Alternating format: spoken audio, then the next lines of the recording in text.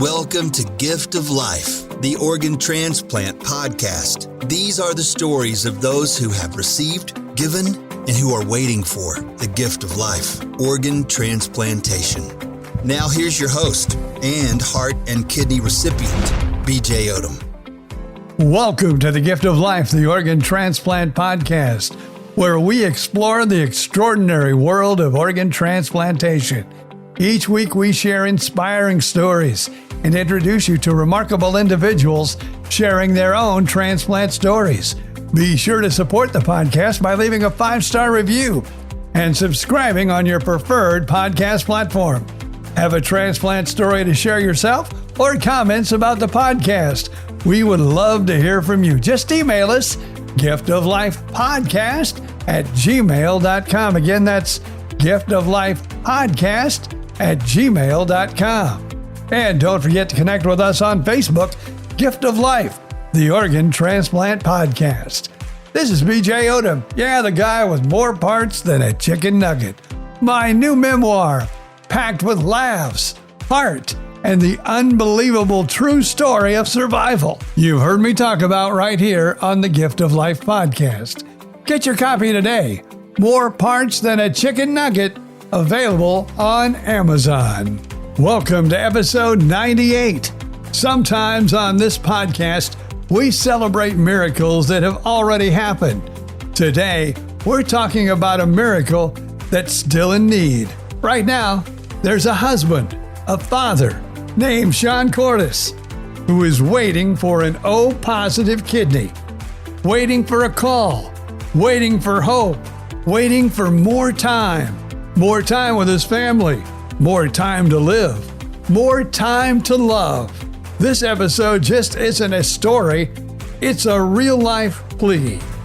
A reminder that organ donation isn't statistics, it's people. If you've ever wondered whether one person can make a difference, stay with us, because today, that person could be you. This is the Gift of Life. We'll meet Shawn Kortes coming up next. Shawn, I want to welcome you to the podcast today. And if you would, let's just start out by you telling just a little bit about yourself. Well, my name is Shawn Kortes. I'm 26. I live in Huntington Beach, California. I'm a dad, a husband. I have 2 kids. My son Logan is 18, and my daughter Charlie is 7. I pretty much grew up here in Southern California. Not born and raised in Huntington Beach, but I've pretty much been here most of my life. Graduated from Huntington Beach High School. And, now I'm kind of focused on raising my family here. And, other than that, I unfortunately have polycystic kidney disease, and it runs in my family on my mother's side. Right around 2010, I was actually in nursing school. I decided to make a career change. I went back to school and became a nurse. And during the process of going to school, you're doing a lot of practicing, with, stethoscope and blood pressure monitors and all kinds of things like that. And I kept taking my blood pressure and coming back with high readings.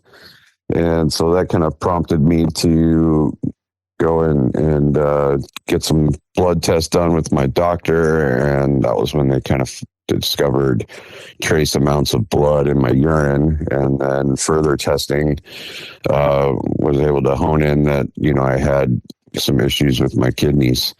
And at the time, I didn't know of anybody in my family that had it. And, the nephrologist kept mentioning, somebody in your family has this. You need to figure out, where it's coming from.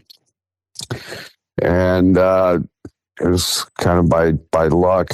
About a couple of years later, my mom had gotten really sick and got a really high fever and had to go to the emergency room. And that was when they discovered that she had actually had it. And then I ended up finding out that I have another aunt as well, one of my mom's sisters, that also has it. So the unfortunate part about polycystic kidney disease is that, it is hereditary. So there's a 50-50 chance of passing it along to, a family member, child. So, my daughter's a little young yet, but, we're hoping that, she doesn't have to deal with this at some point in her life. Fingers crossed. But ever since then, when, I was diagnosed, there's not much that you can do with polycystic kidney disease. They don't have any, breakthrough treatments or anything just yet. There's one drug on the market that, is, it's through clinical trials. They're still kind of testing it out, but it's supposed to slow the progression of, the disease, slow it down and give you more time. I did start doing that, taking that medication. It's called tolvaptan, for a little while. But, right around 2020-ish, kind of right in the middle of the pandemic, my kidneys, started to kind of significantly decline to the point where, they were going in the wrong direction. Essentially, they were starting to fail. And, once that kind of happened, there was really no slowing it down. It was kind of just a waiting game. So that's kind of been the hardest part about all of this, is that,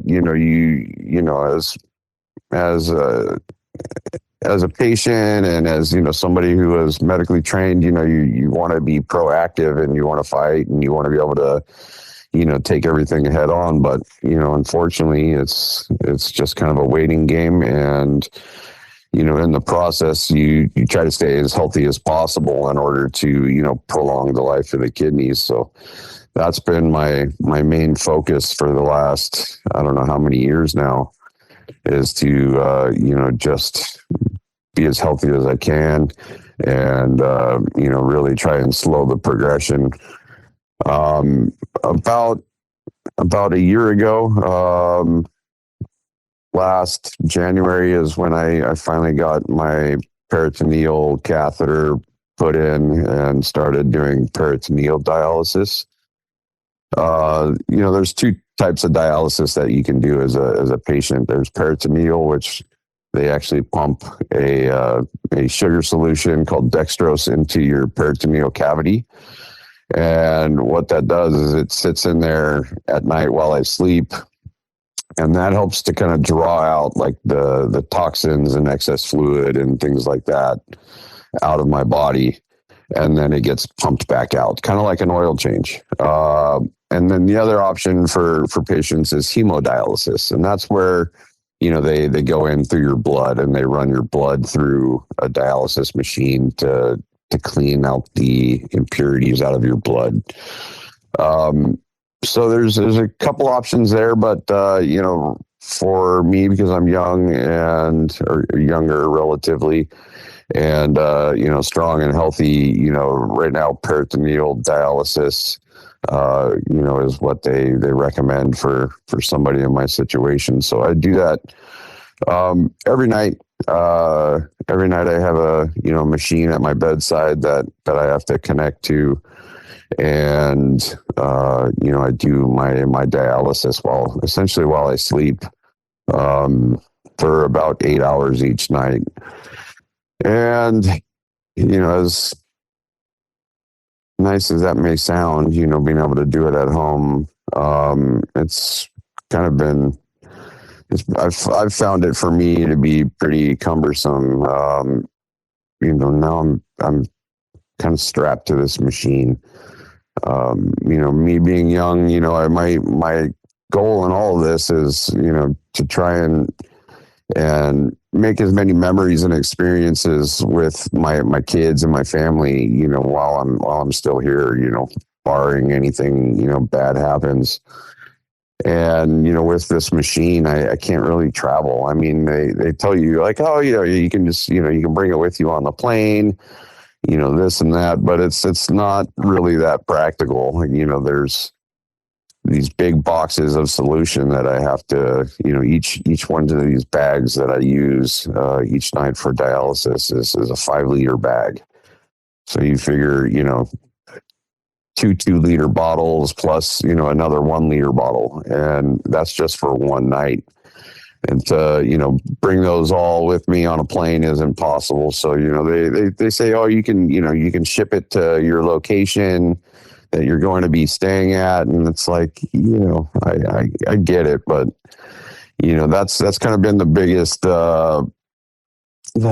drawback to all of this, is, I still want to be able to go and experience these things with my family, go on vacation. I was just talking with my wife. It'd be great to be able to take my daughter camping. She's never been. Little things like that, I really can't do anymore, and I live in Southern California in Huntington Beach. The beach is a quarter mile from my house. And because of my peritoneal catheter, I can't go in the water anymore. No more water activities. I can go and sit in the sand and watch my kids play, which is still pretty fun. But, as far as participating in a lot of things, I've become limited because of, dialysis. And, I think for a lot of kidney patients, it's one of the toughest things, going through all of this, besides the fact that, you need a kidney to survive. The best thing for me, the thing that I've been focusing on is through my transplant team, there's a couple options for transplant. There's the direct donor, which would be somebody who's my same blood type, who's healthy, who's able to pass all of the range of tests in order to donate. And they match up with me and they donate a kidney directly to me. The other option is through what they call a voucher program. The voucher program would be, say, someone like yourself. Say, I'm an O negative blood type, so I can only get a transplant from somebody who's O type blood, which kind of limits me. It means I'm on the rarer side. And in California, that's the wait list is 7 to 10 years. I'm more on the 10-year side because of my rare blood type. But the voucher program kind of helps with that. What they do is they find somebody, say yourself. You're willing to donate a kidney to me, and you're not a direct blood match.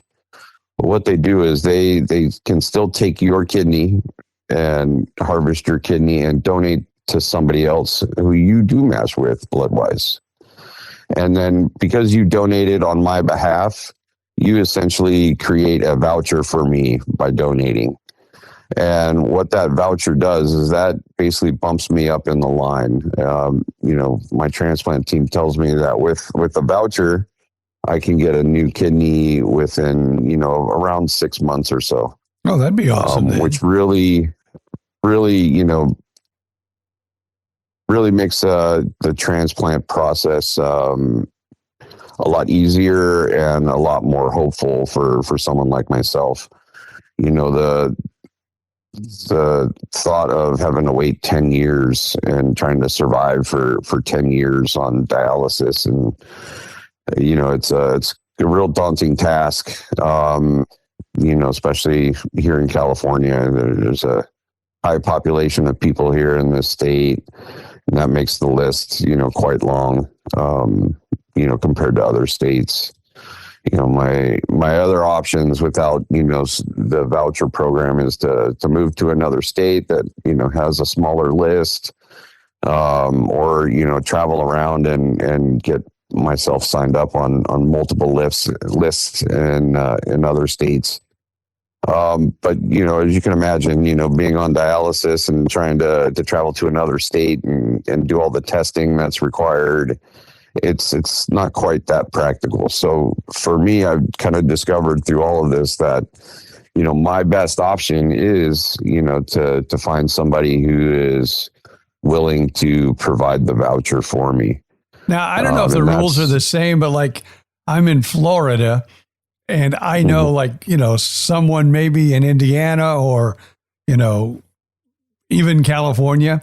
I know that the insurance companies will pay for you to have a trip all the way to Florida to get tested and things like that. And of course, to perform the transplant. Is that the same in California, or are the rules a little different? It varies by insurance, unfortunately. In insurance, there's a lot of things going on with our current administration to try and change a lot of the procedures that these insurance companies have kind of hamstringed patients with. There's a hospital down in San Diego, which is, just a couple hours south of me, that I was recommended to by my nephrologist to go down and test down there and get on their list. And my insurance decided that, that wasn't what they wanted to pay for. So they denied the request for me to go and get signed up with that other hospital. Oh, wow. Which really sucks. It's why, I don't know. Apparently, they just decided that, it wasn't something that they wanted to pay for. But there are options like that, but the biggest thing is, logistic wise, there's the Mayo Clinic, which is in Arizona, which isn't too far from me. Arizona to drive there is, maybe 5-6 hours. But the thing is that, you have to do a lot of testing. And for whatever reason, each one of these little lists, these donation teams, they want you to do all their testing. I say, hey, I've done all the testing over here with my transplant program at UCI, which is my current team. And, I can send my records over, and, they have their own team. Yeah. So their team wants to do the testing. And, as a patient, it's a bit frustrating because it feels like they just want to get, they want to get their billing for doing all the testing, because it's a lot of testing and it's expensive, and they make a very good chunk of change, sending their patients out to get these tests done. And the time it takes, just for me to get on the list, it was about 6 months of tests off and on, go into the hospital, do a test for this, and then, we can't get you back to do the next test for, the next month. So it was a long process just to get all the tests completed, just so that I could get on the list.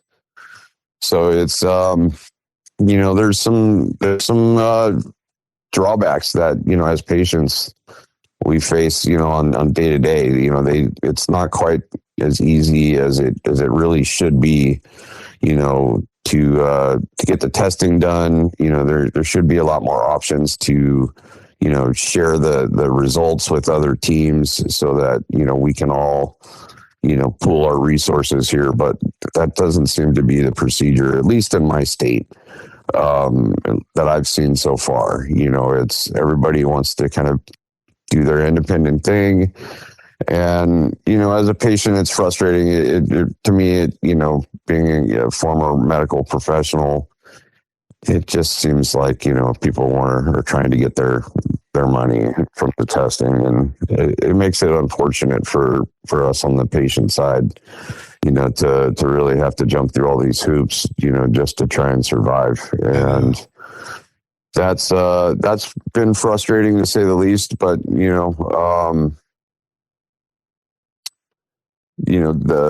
the voucher program was something that I never knew about until, I got on the list and started working with my transplant team. When I found out that I was O negative blood type, and that, my blood type was super rare, I mean, my heart sank. It was, it kind of felt like, a death sentence, because, the list is already 7 to 10 years here in California, which seems crazy to try and survive that long, on a list, and, competing in that big of a pool of people all waiting for, limited resources. But, when they did mention that, hey, look, there's hope, we have this voucher program. And so that's really what me and my family have been focused on. It takes that limitation away that, my blood type being rare is kind of put up as a roadblock, and really knocks down that wall so that, just about anybody who's healthy and willing. And that's the cool thing about the way this program works is, everybody's got 2 kidneys, and, there's a ton of resources out there available, from people who have already donated. But it's a pretty, safe procedure. For people who donate, they're statistically, there's less than a 1% chance of any complications. Most people are able to, give a kidney, and, after a short, stay in the hospital, a short recovery, you're back up and at it and, ready to go, and you can live a completely normal life with 1 kidney. The other thing that's really awesome about the way the donor program works with UCI, especially with the voucher, or with, a direct match, is what they do is say you're willing to donate a kidney, you yourself, and you donated it on my behalf, or you donated directly to me. Because you were willing to give the gift of donation, you're automatically in their system for the rest of your life. So if you ever have any kind of issue with your remaining kidney, they automatically bump you directly to the front of the list. They will find you a kidney ASAP. And, that's for life. So for the rest of your life, if you ever have any issues with your kidney, they got you covered. So it takes a lot of the fear and risk out of donation. And it really makes it something that where, if you're a healthy person and you're kind and you're willing to, donate and save somebody's life, that, you're rewarded for that in every single way that they can possibly reward you. You don't have to worry about a thing. My insurance pays for the entire procedure. They even do, like wage reimbursement if you're going to have a hardship for, missing work. They reimburse, a lot of people for their wages that they may have missed while they're in recovery. They really covered all the bases for people who donate. And, it takes all of the fear out. I shouldn't say it takes all the fear out. It's not the most natural thing to, want to give somebody a body part. But, with something like a kidney or something like a liver, those are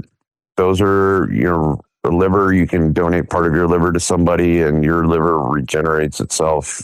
We've all got 2 kidneys unless, we were born unlucky and only have 1. But there's certain things that you can do as far as donate, for somebody that can really save somebody's life. And, it's pretty easy. Other than, the testing, which is probably the hardest part of all of it, just, because it takes, they're very, very thorough to make sure that if you do donate that, you're healthy enough, you're not going to have any complications, that you're a good candidate. They do quite a bit of testing to ensure that, the person donating, is a right fit.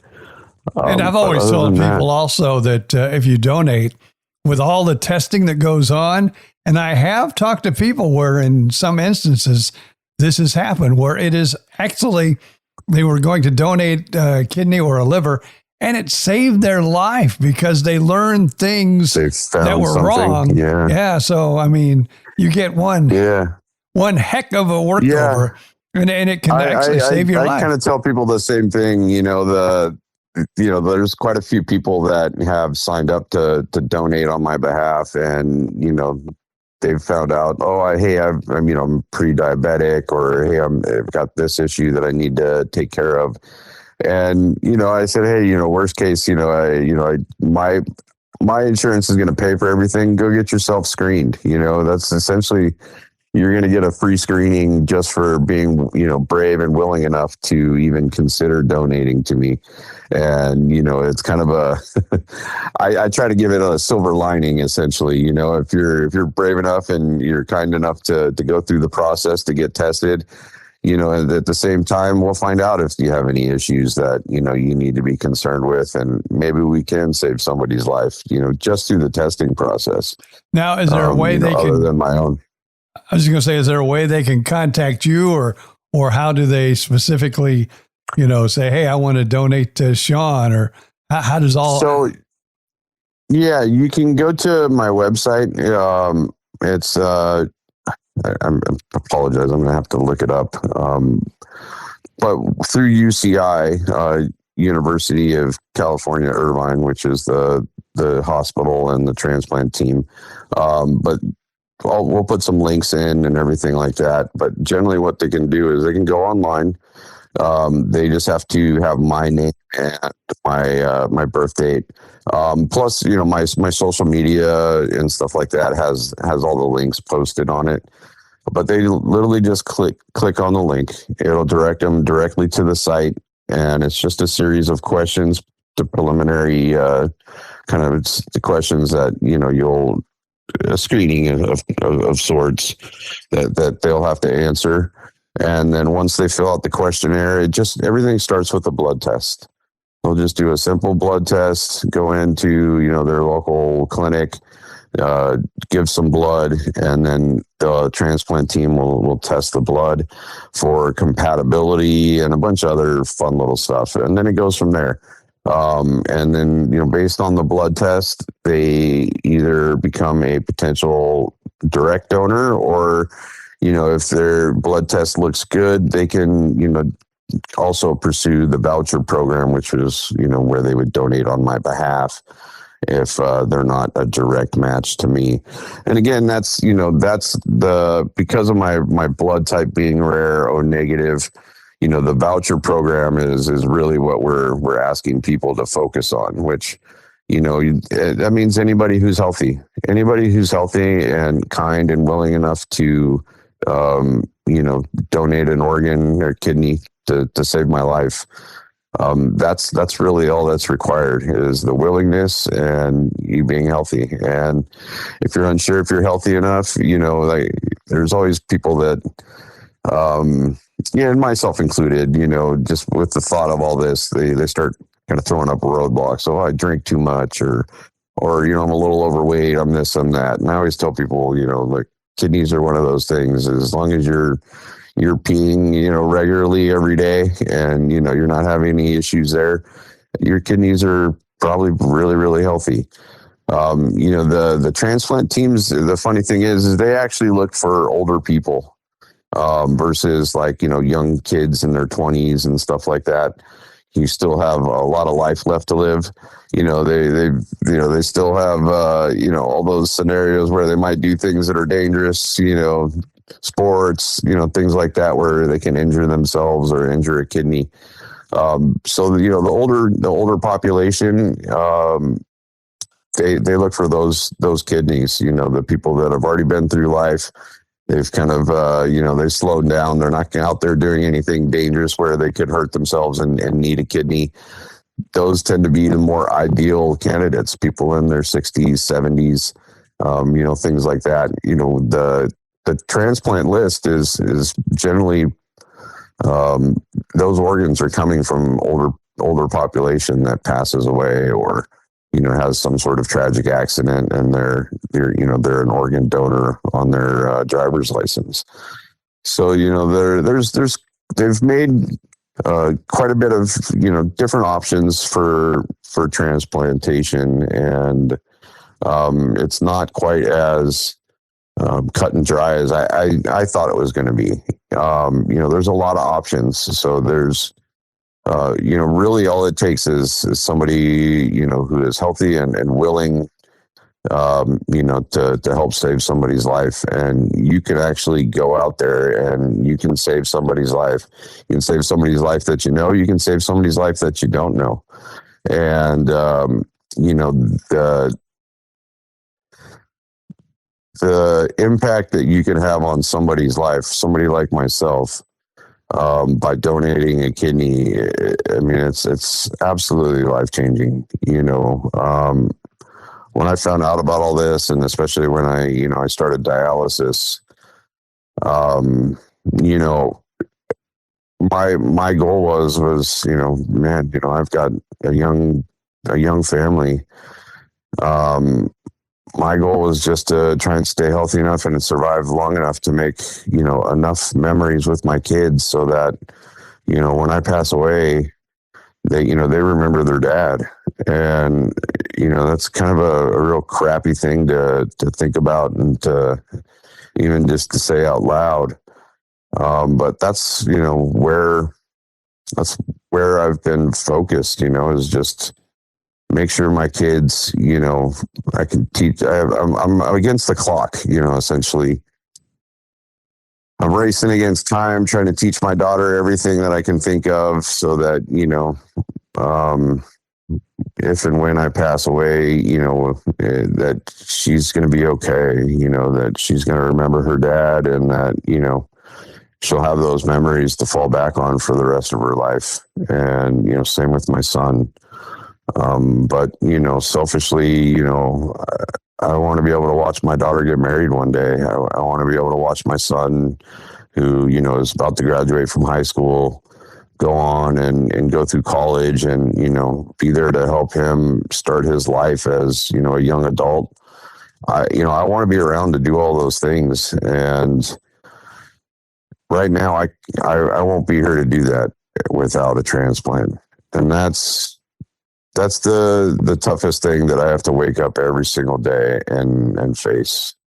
Now, are you still doing are you still doing any of the nursing, or, because I know you said, you had to work. I don't know how often you're working, but I know when I was on dialysis, it's like a full-time job. People don't realize that. They think, oh, okay, all you do is go in and go out. No, it's a full-time job, people. Yeah, I still work part-time. I work as much as I can. I have to because, the bills don't ever stop coming. Every month, dialysis is expensive, very, very expensive. Even though I'm doing this at home, it's it's pretty insane what they charge for, bags of solution that, are essentially sugar water. Dextrose is the solution that they pump in and out of my stomach each night for 8 hours. Dextrose is literally sugar water, but what they bill this stuff out for, I mean, it's insane. So unfortunately, I have to work as much as I can. And right now I'm lucky. I'm 46, and other than, the issues with my kidneys, I'm a healthy person. I'm still strong. I can still work, so far.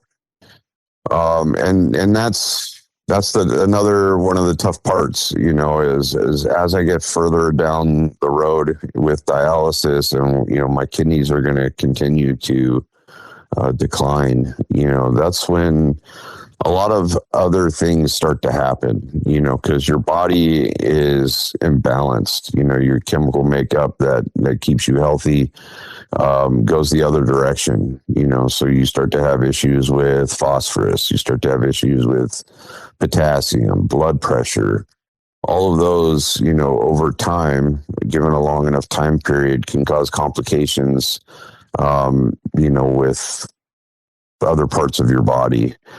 And so that's where the whole race against time comes back again. I'm racing against time, trying to find a kidney before, the ultimate, bad things start happening. Either, other things with my body start to decline and I have issues there. Or, I get to where I'm so sick that, my body gives up.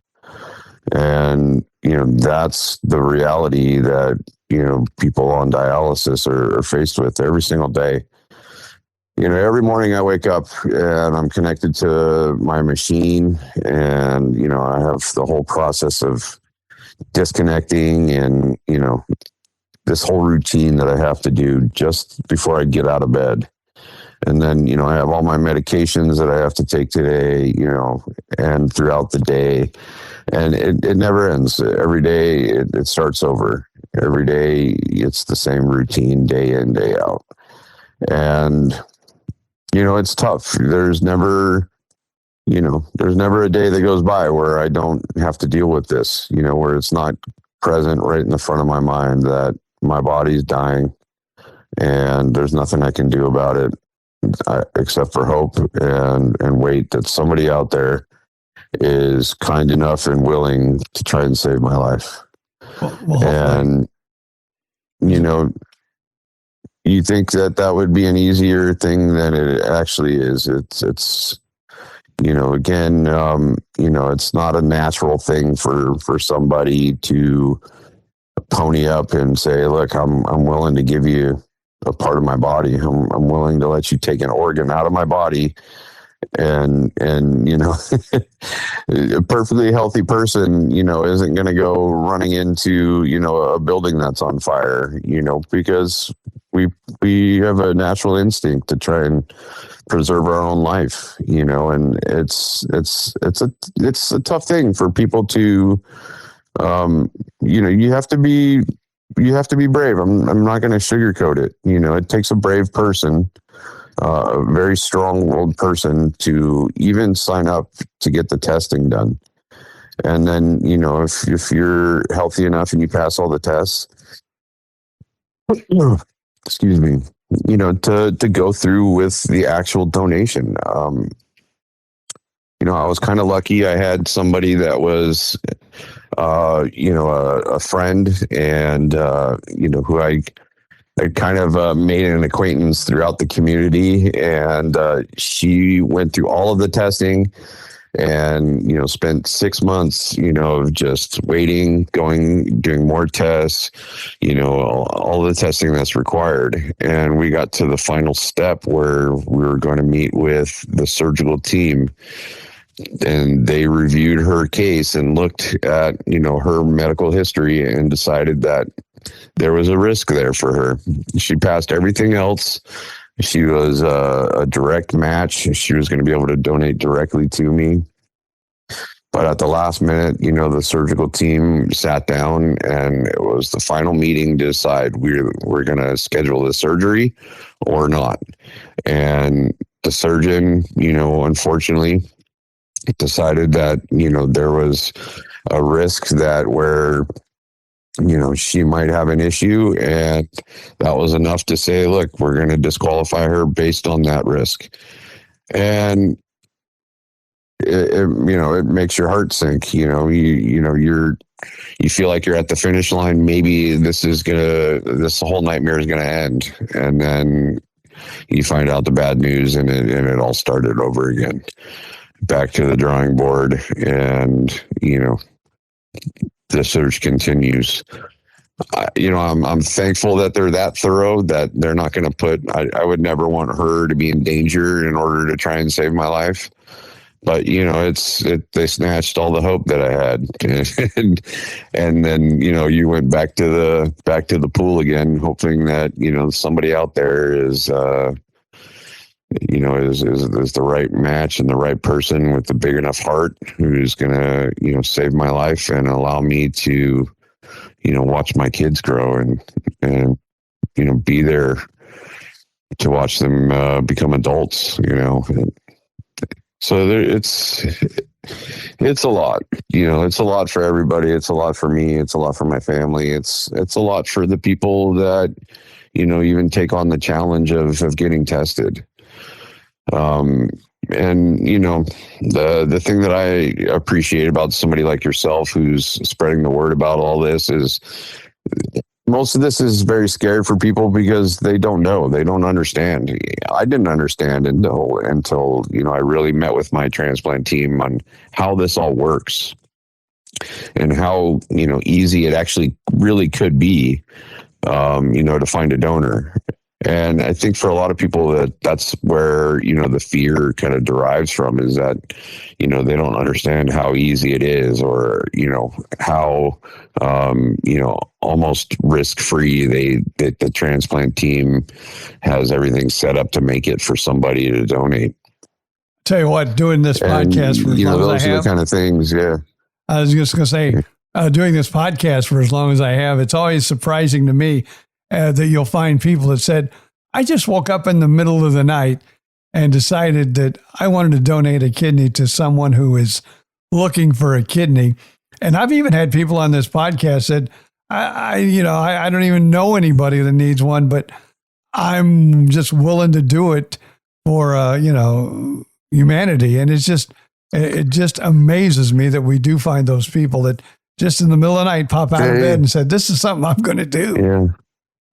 They are out there. There's a lot of, beautiful, great people in this world. And, with things like this podcast, with, things like social media, it's getting easier to find those people and connect them with someone like myself. Well, hopefully we're going to do that for you. Those are the things that gives me hope. And those are the things that I try and focus on. That, and, who knows, man, maybe AI is going to figure it out, and maybe Elon's going to make some robot who, figures out how to make an artificial kidney. Well, they're working on that now. They're working on it, and I hope I hope they speed up the process. There's so many people out there like myself who are, just living in partial hell, with, trying to fight these battles and trying to survive, and, there's people out there that can make a difference. And that's why I'm talking to you today. And that's why, I spend, every single day, either trying to get my story out or trying to connect with people that, are willing to try and help. All right. Well, we're going to put all your information up in the show notes, so people who have heard this story can go there. And like I said, hopefully we're going to, find you a kidney, pretty soon here, and you'll be going in for the surgery. So, and I know now this is another thing I will tell you, and maybe it'll give you a little bit more hope. I've heard too that people, want to donate, but they don't tell the recipient until it's all cleared and they're ready to go.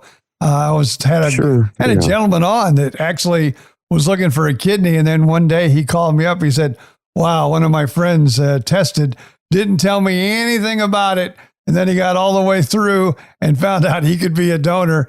That's when he told me. So maybe you'll hear that story any day yourself. Yeah, I'm really hoping, and there's all those possibilities, and that's what me and my family have really tried to focus on. And again, that's a possibility, and I sure hope that there's somebody out there that is testing, and but they're entitled to their privacy also, so that's another hard part, because my transplant team can't really give me a lot of information about the people that have signed up. They can say, yeah, we've got people testing and things like that, but I don't get a lot of information because of HIPAA. And their right to privacy, and I respect that, but it's also it makes it tough too, because we're not able to, we don't get the feedback because of their right to privacy, but hopefully that's the case. Hopefully there's 20 people out there that are all testing, and one of them is going to come and surprise me one day and say, guess what? I made it through all the tests, and we're a match, and I'm going to give you a kidney. That's the ideal dream scenario for someone in my position, All right. Well, wishing you the best of luck, and hopefully, who knows, maybe when we get off of this telephone call, You'll get a call, then you can call me back and go, hey, I got it. And make sure you do let us know, because we'd love to hear that news from you. When that day comes, I will definitely be shouting from the rooftops and letting everybody know that, my life has changed, and, I'll make sure that everybody's able to follow along with that journey. And, I'll be forever grateful to whoever that person is. There's a lot of really, really amazing, beautiful people in this world, and even at times, like today with everything that's going on, those people are out there, and when you do find them, they cast a big bright light around themselves. So that's what I'm hoping to find. I'm hoping to find that person that is going to change my life and my family's lives. Thank you so much, Shawn, for sharing your story, and let's hope you get that kidney as soon as possible. Yes, that's right. You could be the donor. And be sure to join us for a new heartfelt episode each and every week. And if you have a transplant story, simply email us, giftoflifepodcast@gmail.com. Again, that's giftoflifepodcast@gmail.com. Follow us on Facebook, and also don't forget to like and share this episode with family and friends, as we would appreciate that 5-star review on your favorite podcast platform. Reminder, my memoir, More Parts Than a Chicken Nugget, just isn't a medical story. It's a survival story filled with humor, hope, and heart. It'll make you laugh, maybe cry, and definitely believe in second chances. Get it now on Amazon. More Parts Than a Chicken Nugget. Another podcast you might enjoy is myself and my former radio partner, Bill Stevens. BJ and Bill, the podcast, all on the Podcast Playground Network. We want to thank them for making this podcast possible. Until next time, I'm BJ Odom. Thank you for being a part of our journey and reminding us all to appreciate each and every day and to treasure the extraordinary gift of life.